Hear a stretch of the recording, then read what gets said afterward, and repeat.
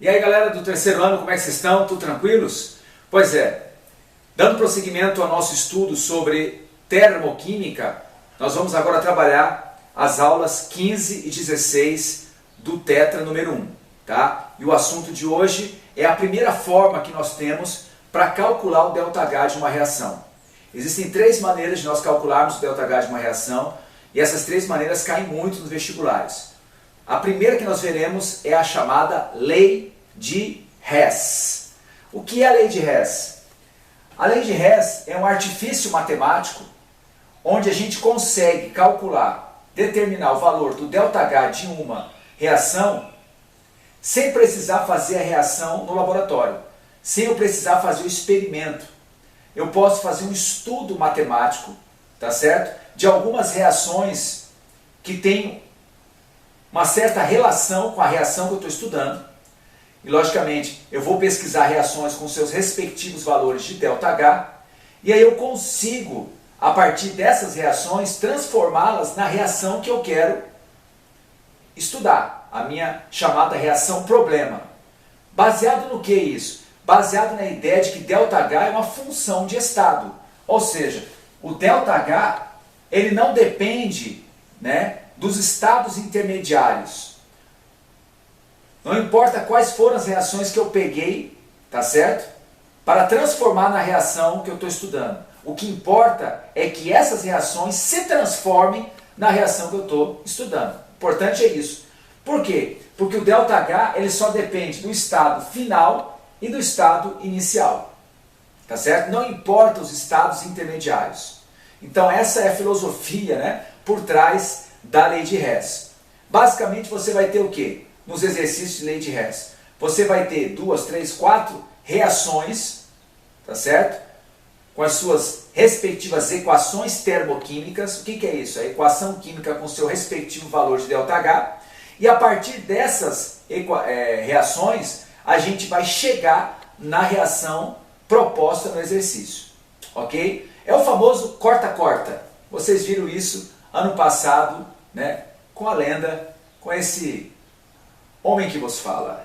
Ok? Então a gente não tem muito o que trabalhar em termos de teoria de Lei de Hess. O que a gente tem é que pegar exercícios e mandar bala. Ok? Então pegue o seu Tetra número 1 na página 652. Nós vamos, nesse momento, resolver essa questão, a questão número 1. E eu quero usar essa questão número 1 como um exemplo, tá? Para esse momento de teoria. E depois nós vamos disponibilizando um outro vídeo, tá certo? Com a resolução de outros exercícios do Tetra, tá certo?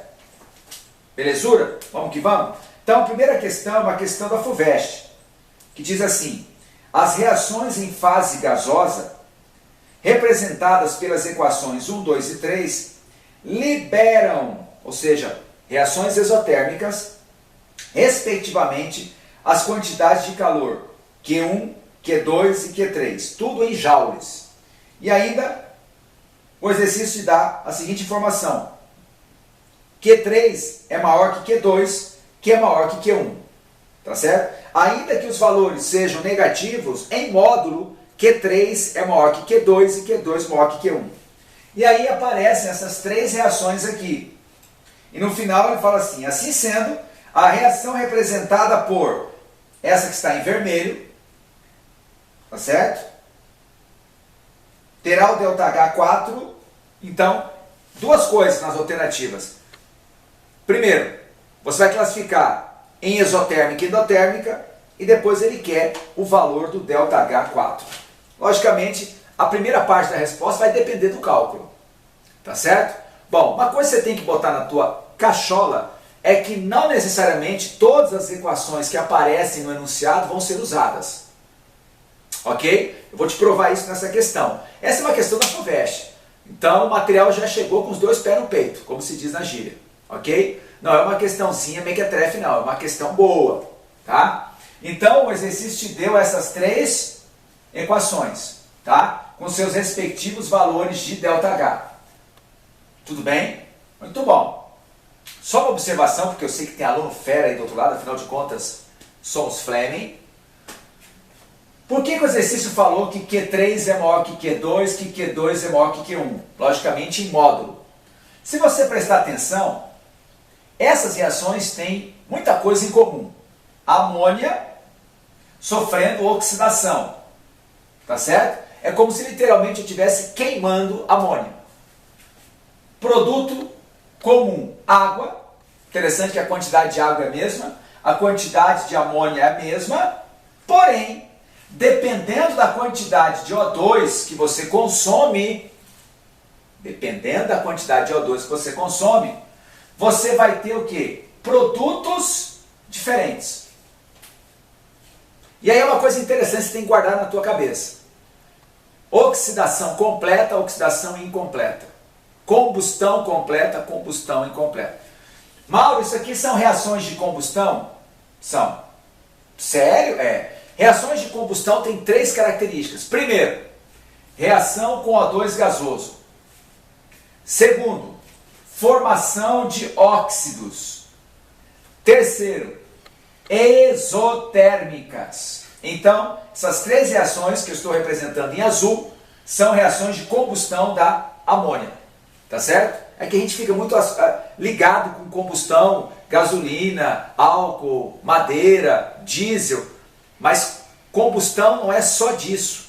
Combustão é uma reação de oxidação com essas 3 características. Consumo de O2, produção de óxidos e liberação de calor. Então estou pegando essa questão não apenas para resolver, né, no aspecto da lei de Hess, mas trazer essas informações a mais. Beleza? Muito bom. E aí tem uma outra observação. Esses produtos aqui são diferentes, concorda? Se você calcular o NOx,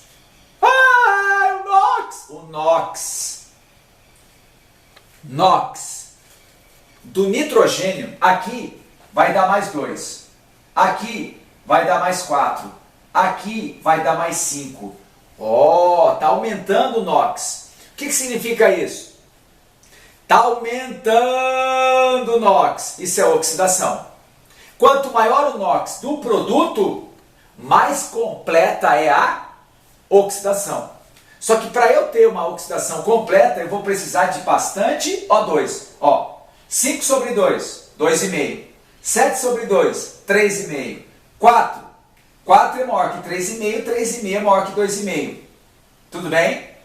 Então, quanto maior o teor de O2 disponível na reação, mais completa será a oxidação. Belezura? Muito bom. Só que é o seguinte, o exercício te deu essas 3 reações, mas não necessariamente você vai ter que usá-las, as 3, para chegar na reação que o exercício está pedindo. Sabe por quê? Olha que interessante.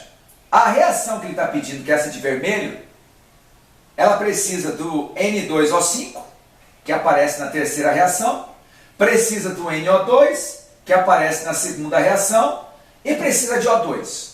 Tá? Qual é a técnica milenar que eu ensino para os meus alunos?